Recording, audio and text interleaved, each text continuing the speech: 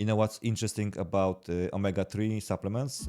That millions of people take them every day, but almost nobody actually knows if they need them.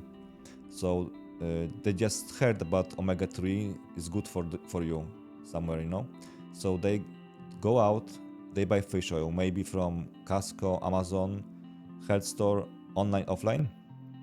But here's the most important thing that most people never actually think about is that your body doesn't care about what the label says. What matters is your omega-6 to omega-3 balance inside your cells, because that's the most important factor.